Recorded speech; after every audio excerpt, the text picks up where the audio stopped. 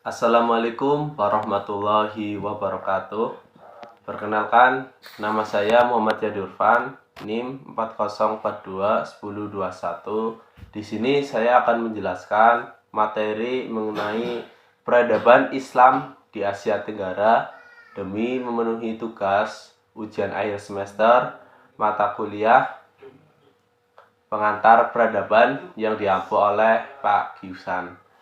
Langsung saja untuk pembahasan dalam materi peradaban Islam di Asia Tenggara, kita akan membahas ada 6 konsep yang akan kita bahas. Yang pertama mengenai proses masuknya Islam di Asia Tenggara.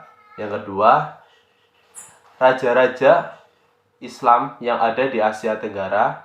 Yang ketiga, negara-negara Islam di Asia Tenggara. Dan yang keempat, penyebaran Islam di Indonesia. Yang kelima, pertumbuhan lembaga-lembaga politik dan sosial. Yang keenam, perkembangan keagamaan serta peradaban di Asia Tenggara. Langsung saja, yang pertama kita akan membahas mengenai proses masuknya Islam di Asia Tenggara. Nah, jadi untuk Islam sendiri masuk di Asia Tenggara itu disebarluaskan melalui kegiatan kaum pedagang dan para kaum sufi atau Gujarat. Nah, dalam hal ini berbeda dengan daerah-daerah yang ada di dunia lainnya, di mana di daerah dunia yang lainnya itu masuknya Islam itu melalui berbagai hal. Namun di Asia Tenggara itu lebih spesifik, masuknya itu lebih ke para pedagang serta para sufi. Mengenai kedatangan Islam di Asia Tenggara, hampir semuanya didahului oleh interaksi antara masyarakat sekitar, yaitu antara masyarakat di Asia Tenggara sendiri. Nah, dalam hal ini, masyarakat di wilayah Tenggara hampir semuanya didahului oleh para pedagang dari Arab, India, Bengal, Cina, Gujarat, Iran, Yaman, dan Arabia Selatan. Pada abad ke-5 sebelum Masehi, Kepulauan Melayu telah menjadi tempat persinggahan para pedagang. Nah, dalam hal ini Kepulauan Melayu itu menjadi tempat singgah para pedagang, sehingga proses penyebaran agama Islam sendiri itu lebih mudah atau lebih tersebar luaskan melalui para pedagang tersebut. Untuk proses penyebaran Islam di Asia Tenggara, menurut UK Chandra terbagi menjadi 6. Nah, prosesnya antara lain sebagai berikut. Yang pertama, saluran perdagangan. Nah, apa yang tadi saya sampaikan, di mana melalui perdagangan masyarakat lebih mengenal Islam. Proses masuknya Islam sendiri melalui perdagangan, melalui jalur lalu lintas perdagangan, yaitu pada abad ke-7 hingga abad ke-16, membuat pedagang Muslim antara lain berada di negara Arab, Persia, India, dan lainnya turut ambil dalam bagian perdagangan dari negeri-negeri barat menuju ke negara-negara di bagian Asia Tenggara dan Asia Timur serta benua Asia. Nah, mereka berhasil mendirikan masjid, mendatangkan musola-musola dari yang ada di sekitar, sehingga jumlah mereka menjadi banyak. Nah, secara tidak langsung ketika para pedagang itu berinteraksi secara sosial dengan masyarakat sekitar yang ada di Asia Tenggara, mereka melakukan pendekatan-pendekatan secara emosional, menyebarkan apa itu agama Islam, apa itu yang ada di Islam, dan lain sebagainya.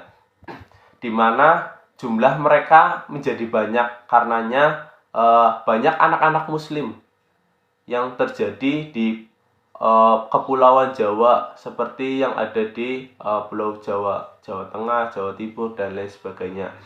Di beberapa tempat, penguasa-penguasa Jawa yang menjabat sebagai Bupati Majapahit ditempatkan di pesisir utara.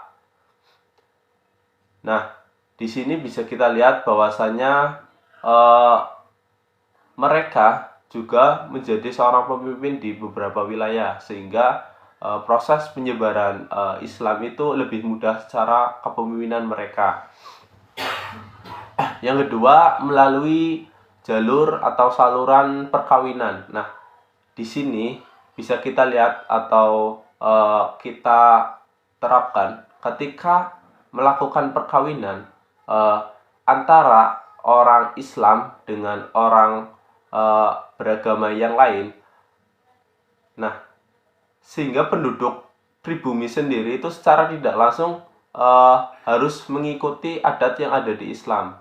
Nah, sebelum melakukan perkawinan atau pernikahan, di situ terjadi untuk pindah agama terlebih dahulu, sehingga di situ terjadi banyak keturunan-keturunan yang beragama Islam. Nah, selanjutnya melalui saluran tasawuf. Di dalam saluran tasawuf sendiri, pengajar-pengajar tasawuf atau para sufi mengajarkan banyak filosofi yang bercampur dengan ajaran yang sudah dikenal luas oleh masyarakat di sekitar Asia Tenggara. Dengan tasawuf, Islam diajarkan kepada penduduk pribumi mempunyai persamaan dengan alam. Pikiran mereka yang sebelumnya menganut agama Hindu, agama Kristen, dan yang lain sebagainya, sehingga agama baru itu mudah dimengerti dan diterima oleh masyarakat sekitar. Di antara ahli-ahli tasawuf antara lain ada Hamzah Fansuri yang ada di Aceh, terus ada Syekh Lemah Abang dan Sunan Panggung di Jawa. Ajaran-ajaran mistis seperti ini masih dikembangkan pada abad ke-19 Masehi, bahkan sampai abad ke-20 Masehi ini. Yang keempat, ada saluran pendidikan. Islamisasi juga dilakukan melalui pendidikan, baik secara kegiatan atau pondok pesantren, seperti adanya kegiatan mengaji dan lain sebagainya. Nah, di sini para guru-guru agama, kiai, ustadz, dan lain sebagainya itu mendirikan beberapa pondok pesantren guna untuk mempermudah penyebaran agama Islam itu sendiri. Setelah keluar dari pesantren, anak-anak yang melakukan ngaji atau pondok itu, mereka pulang ke kampung masing-masing. Dan di situ mereka melakukan dakwah di tempat masing-masing, sehingga secara tidak langsung penyebaran agama Islam itu melakukan estafet secara keseluruhan di seluruh penjuru wilayah Indonesia atau di Asia Tenggara sendiri. Terus yang kelima itu ada saluran kesenian. Nah, saluran Islamisasi yang kali ini adalah melalui kesenian, di mana kesenian yang paling terkenal adalah pertunjukan wayang. Pertunjukan wayang adalah salah satu kesenian yang terkenal lah di Jawa, khususnya di Indonesia, di mana pertunjukan wayang sendiri disebarluaskan melalui Sunan Kalijaga. Nah, Sunan Kalijaga sendiri adalah tokoh yang paling mahir dalam mementaskan wayang, sehingga Sunan Kalijaga menyebarkan beberapa ajaran-ajaran Islam melalui kegiatan kesenian-kesenian. Kesenian-kesenian yang lain juga ada, bukan hanya wayang, seperti adanya hikayat, babat, dan lain sebagainya.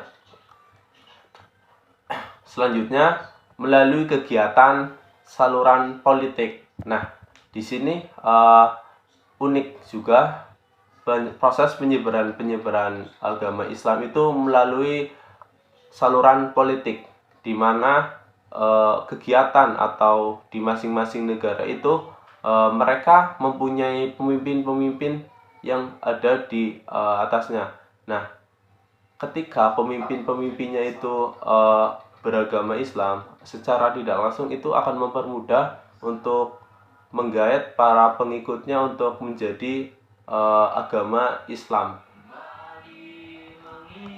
Untuk mempermudah dalam pemahaman kita untuk bagaimana proses masuknya agama Islam, itu ada 3 teori yang dapat kita kerucutkan atau mudah dipahami. Yang pertama, menekankan peran kaum pedagang yang telah melembagakan diri mereka di beberapa wilayah pesisir yang ada di Asia Tenggara, yang dimana para pedagang itu melakukan asimilisasi dengan jalan menikah dengan beberapa keluarga penguasa lokal yang telah menyumbangkan peran diplomatiknya dan pengalaman internasional terhadap perusahaan perdagangan mereka penguasa pesisir. Terus yang kedua ada mereka menekankan peran kaum misionari dari Gujarat atau dari Bengal dan Arabia. Nah, kedatangan para sufi ini tidak lain hanya sebagai guru, tetapi sekaligus sebagai pedagang dan politisi yang memasuki lingkungan yang ada di Asia Tenggara sendiri untuk menyebarluaskan terkait dengan agama Islam, baik secara visi agama mereka, bentuknya, dan bagaimana keyakinan yang ada di agama Islam sendiri. Nah, yang ketiga yaitu lebih menekankan makna Islam bagi masyarakat umum daripada bagi kalangan elit pemerintah. Islam telah menyumbang sebuah landasan ideologis bagi kebajikan individual serta bagi solidaritas kaum tani dan komunitas pedagang, dan bagi integrasi kelompok yang lebih kecil menjadi masyarakat yang lebih besar. Selanjutnya, pembahasan mengenai masa-masa raja di Asia Tenggara. Nah, agama Islam yang semakin berkembang mampu mendirikan kerajaan Islam di Samudra Pasai. Nah, jadi untuk raja-raja Islam di Asia Tenggara itu terbagi menjadi 2. Menurut saya pribadi, yang pertama Kerajaan Pasai. Kerajaan Pasai itu berdiri pada tahun 1292 Masehi di bawah seorang kepemimpinan Raja Al-Malikus Saleh. Kerajaan Islam Samudra Pasai ada pengaruh dari Kerajaan Al-Malik dari Mesir, atau setidaknya ada hubungan erat antara keduanya, di mana Kerajaan Pasai mengalami perkembangan yang pesat di pemerintahan Al-Malikus Zahir pada tahun 1326 sampai 1348 Masehi. Al-Malikus Zahir mendalami ilmu agama, yaitu ilmu agama Islam. Ia banyak melakukan kegiatan-kegiatan untuk memajukan agama Islam sendiri. Yang kedua, ada penyebaran Islam di Jawa, yaitu lewat Wali Songo. Di Jawa sendiri, agama Islam mengalami perkembangan pesat di masa kemunduran Raja Majapahit. Penyebarannya dilakukan oleh para wali, yaitu walinya ada 9 atau biasa kita sebut dengan Wali Songo, di mana Wali Songo terdiri dari Maulana Malik Ibrahim, Sunan Ampel, Sunan Bonang, Sunan Giri, Sunan Derajat, Sunan Kalijaga, Sunan Kudus, Sunan Muria, dan yang terakhir ada Sunan Gunung Jati. Dari Wali 9 itu mereka melakukan dakwah kepada rakyat sesuai dengan bakat dan keahlian masing-masing. Ada yang melakukan dakwah tersebut melalui kesenian, kebudayaan, dan lain sebagainya. Di Jawa sendiri berdiri kerajaan Islam, yaitu Kerajaan Demak, kurang lebih pada 1500 sampai 1550 Masehi. Nah, kerajaan Islam juga ada di Banten, Kerajaan Panjang Pajang pada tahun 1546 sampai 1580, dan kerajaan di Cirebon di Kalimantan.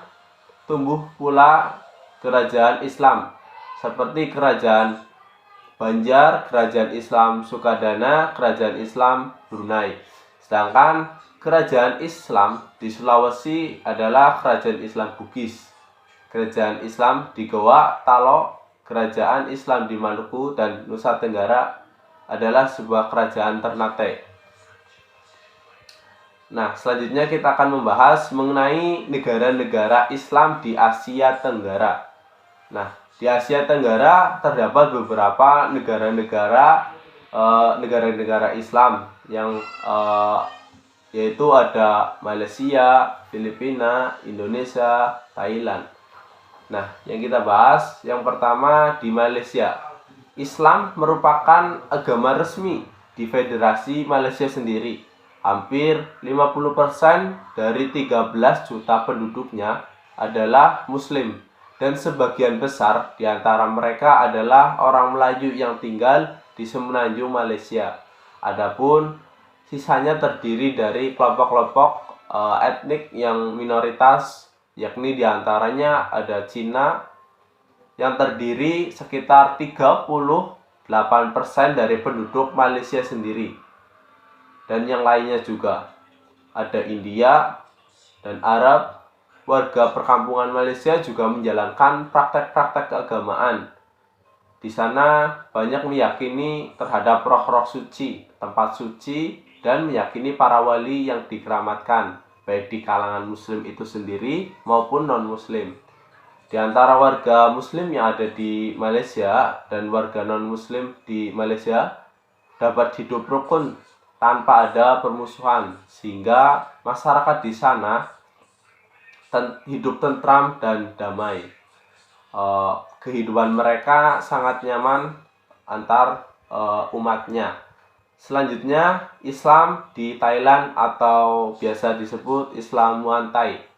Muslim di Thailand sendiri terdiri dari dua kategori besar, yaitu Muslim Melayu yang bermukim di wilayah Thailand Selatan dan Muslim Thai yang bermukim di Thailand Tengah dan Thailand Utara, di mana mereka menempati posisinya masing-masing. Di Thailand terdapat jumlah masjid sekitar kurang lebih 4.000, dan sekitar 2.000 masjid terdapat di daerah kota Bangkok. Nah, sekitar 3 juta Muslim berbahasa Melayu terkonsentrasi di provinsi-provinsi bagian selatan seperti daerah Naratriwat, Fatani, Sutun, dan Yala.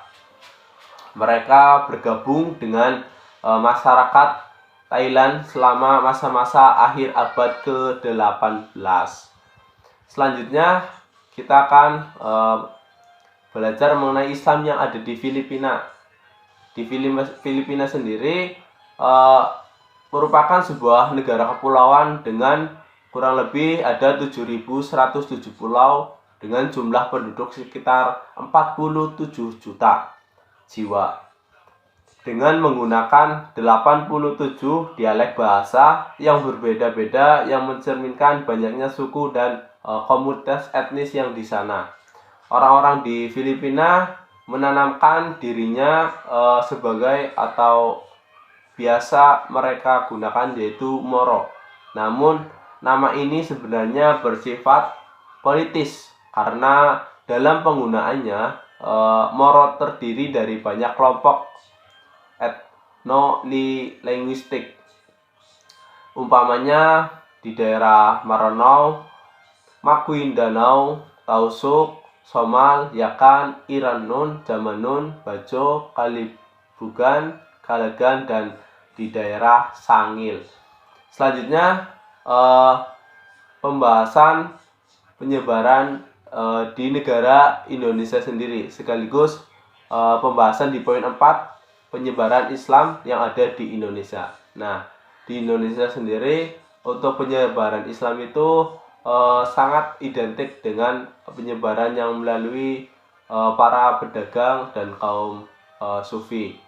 Sejumlah ahli mengatakan teori bahwasanya Islam di Kepulauan Melayu Indonesia adalah anak benua India selain Arab dan Persia. Nah, banyak juga ilmuwan Belanda yang mengatakan bahwasanya asal-usul Islam yang ada di Nusantara atau Indonesia adalah Gujarat di pesisir selatan India.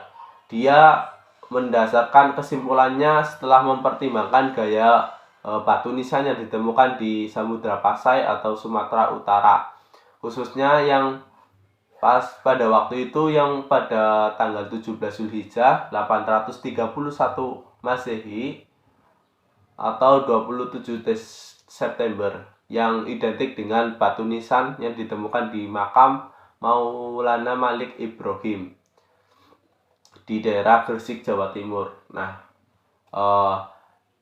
dia juga menyatakan lebih lanjut bahwa corak batu nisan yang ada di Pasai dan Gresik sama dengan yang ditemukan di daerah Kambai, Gujarat.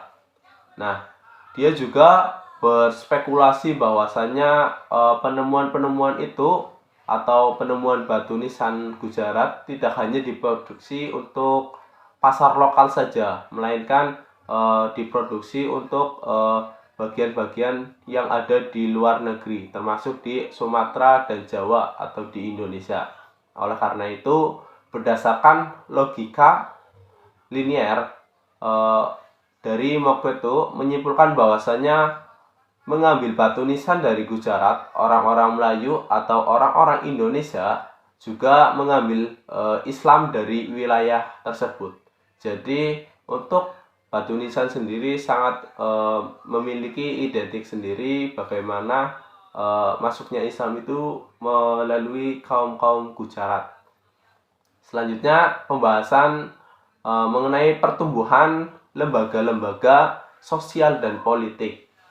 Islam berkaitan erat dengan negara di Asia Tenggara. Bahkan Islam sendiri dapat dikatakan sebagai kekuatan sosial politik yang ada di Asia Tenggara yang patut diperhitungkan. Dalam agama Islam sendiri, di Asia sendiri itu merupakan sebuah agama federasi, ya, terutama yang ada di Malaysia.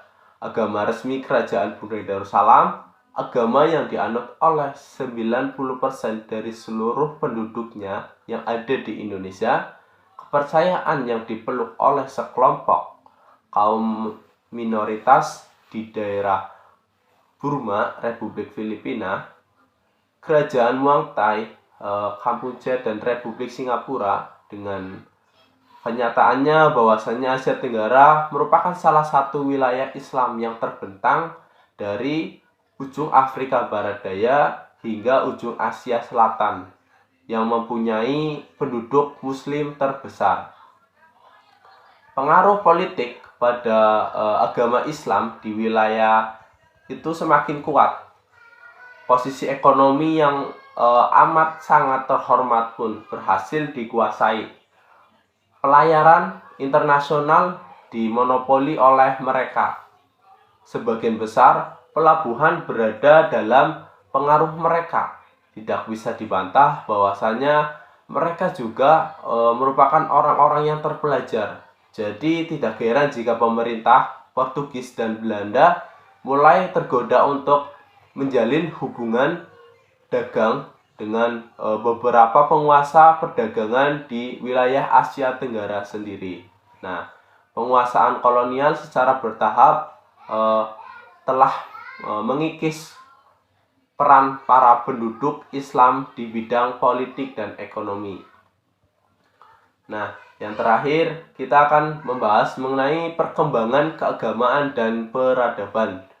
Sebagaimana telah kita uraikan di atas bahwasanya penyebaran Islam di Asia Tenggara yang tidak terlepas dari kaum pedagang Muslim, hingga kontrol ekonomi pun bisa dimonopoli oleh mereka. Di samping itu, pengaruh ajaran Islam telah mempengaruhi berbagai aspek kehidupan masyarakat, terutama kehidupan masyarakat di Asia Tenggara sendiri. Islam telah mentransformasikan budaya masyarakat yang diislamkan di kawasan ini secara bertahap melalui berbagai cara. Misalnya melalui dengan kesenian, pendidikan, perkawinan, dan lain sebagainya. Islam dan etos yang lahir darinya muncul sebagai dasar dari kebudayaan. Namun, banyak masyarakat yang telah diislamkan dengan sedikit muatan lokal. Islamisasi dari kawasan Asia Tenggara ini membawa persamaan di bidang pendidikan sendiri. Sistem pendidikan Islam kemudian segera dirancang dalam bentuk seperti adanya masjid atau surau menjadi lembaga pusat pengajaran.